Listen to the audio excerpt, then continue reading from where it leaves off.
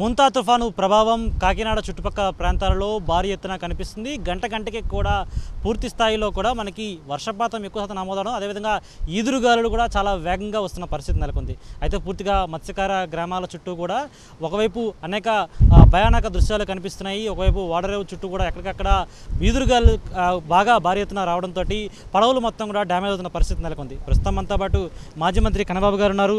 అయితే ఇప్పటికే మత్స్యకారులను వారు అడిగి తెలుసుకున్నారు, వారు బాధల గురించి తెలుసుకున్నారు. సార్, మత్స్యకారులు ఏమంటున్నారు? ఎందుకంటే ఈ తుఫాను నేపథ్యంలో వారిని అప్రమత్తం చేసిన బాధ్యత ఎంతైనా ప్రభుత్వం ఉంది.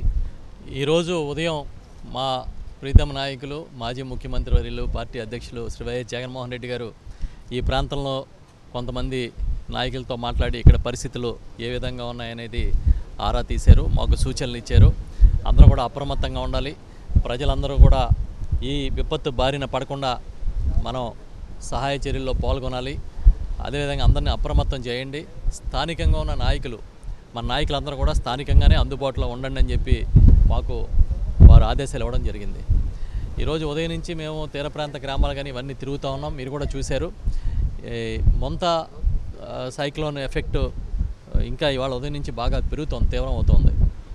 బాగా పెద్ద ఎత్తున గాలులు వస్తున్నాయి, సముద్రం అల్లకల్లోలంగా ఉంది. ప్రత్యేకించి మత్స్యకార ప్రాంతాలు అయితే చాలా దారుణంగా దెబ్బతిన్నాయి. ఈ బీచ్ రోడ్డు దాటి కెరటాలు పడుతున్న పరిస్థితి కనబడింది ఉదయం నుంచి. ఇప్పుడు మేము ఇటు నేమం, అదేవిధంగా పోలవరం, సూర్యారావుపేట, హార్బర్పేట తదితర ప్రాంతాల్లో గ్రామాలన్నిటి కూడా తీర ప్రాంత గ్రామాలన్నింటినీ కూడా పర్యటిస్తూ ఉన్నాం ఉదయం నుంచి. మా నాయకులు, మా సర్పంచులు అందరూ కూడా మేము ఒకటే కోరుతున్నాం, ఇది చాలా తీవ్రమైన తుఫాను. ప్రజలందరూ కూడా సురక్షితంగా ఉండడానికి మీ వంతుగా మీరు జాగ్రత్తలు తీసుకోమని చెప్పి మేము రిక్వెస్ట్ చేస్తున్నాం. ఇప్పటికే ప్రభుత్వం ఏర్పాటు చేసిన పునరావాస కేంద్రాలకి కొంతమంది వెళ్ళారు, ఎక్కువ మంది వెళ్ళట్లేదని చెప్తున్నారు.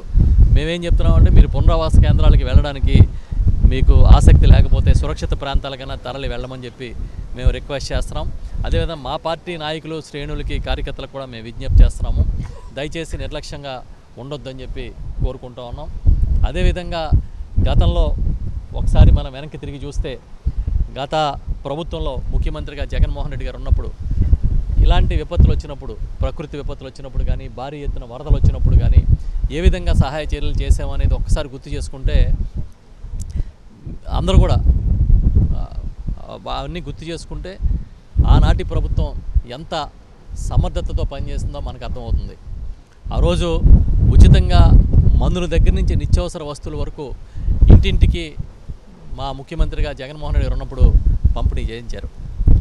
ఇటు నిత్యావసర వస్తువులు అయితే బియ్యం మొదలుకొని బియ్యం, పప్పు, నూనె, అదేవిధంగా ఉల్లిపాయలు, తర్వాత బంగాళదుంపలతో సహా ఇంటింటికి అందించిన పరిస్థితులు ఆ రోజు చూసాం. అదేవిధంగా కొవ్వొత్తులు ఇచ్చాం, కరెంటు ఒకవేళ పోతే ఇబ్బంది అవుతుందని. వాటర్, మంచినీళ్ళు ఆర్ఓ ప్లాంట్ల నుంచి క్యాన్లతో నీరు అందించాం, వాటర్ ప్లాంట్లు ఇచ్చాం. ఆ రోజుల్లో జగన్ గారు ముఖ్యమంత్రిగా ఉన్నప్పుడు వాటర్ ప్యాకెట్లు, వాటర్ క్యాన్లతో సహా ఇంటింటికి అందించాం. ఒక మంచి వాలంటీర్ వ్యవస్థ ఉండేది, సచివాలయ వ్యవస్థ సమర్థంగా పనిచేసేది, ఇంటింటికి మందులతో సహా అన్ని పంపిణీ చేసిన కార్యక్రమం మనం చూసాం. మేము అడుగుతున్నప్పుడు మేము ఏమన్నా మాట్లాడితే అది రాజకీయంగా మాట్లాడాలని అనుకోవచ్చు, కానీ మేమందరినీ ఈ ప్రభుత్వాన్ని కూడా విజ్ఞప్తి చేస్తున్నాం, మీరు నిర్లక్ష్యం చేయొద్దు. ఇప్పటికే తీవ్రంగా గత నెల రోజుల నుంచి కురుస్తున్న వర్షాలకి రైతాంగం కూడా నష్టపోయింది. అన్ని చోట్ల వరిచేలు అయితే మా ప్రాంతం అంతా గోదావరి జిల్లాలు కానీ, కోస్తా ప్రాంతాల్లో ఇటు విజయనగరం, శ్రీకాకుళం వరకు చాలా ప్రాంతాల్లో వరిచేలు నీట మునిగిపోవడం కానీ, కిందకి నేలని ఆనుకోవడం కానీ జరిగింది. పాలు పోసుకోకముందే చేలన్నీ కూడా దెబ్బతిన్నాయి. ఇంకా దారుణమైన పరిస్థితి ఏంటంటే, ఆ రోజుల్లో ముఖ్యమంత్రిగా జగన్మోహన్ రెడ్డి గారు ఉన్నప్పుడు ఉచితంగా పంటల బీమా ఉండేది. ఇవాళకి ఈ క్రాప్ జరగలే, సక్రమంగా ఈ క్రాప్ జరగని పరిస్థితి. దాంతోపాటు ఇన్పుట్ సబ్సిడీ ఏ సీజన్కి ఆ సీజన్ అందించే కార్యక్రమం చేసేవారు. చాలా దారుణంగా ఈరోజు కనిపిస్తూ ఉన్నాయి పరిస్థితులు. మేము దయచేసి చెప్తా ఉన్నాం ప్రభుత్వానికి, ఈ దారుణంగా చాలా దయనీయంగా ఉన్న రైతాంగం కానీ, ఇటు మత్స్యకారుల పరిస్థితిని కానీ అర్థం చేసుకుని మీరు వారికి సహాయ చర్యలు చేపట్టాలి. గత ప్రభుత్వం ఏదైతే చేసిందో జగన్మోహన్ రెడ్డి గారి హయాంలో ఆ స్ఫూర్తితో ముందుకు కదలాలని చెప్పి మేము కోరుకుంటున్నాం.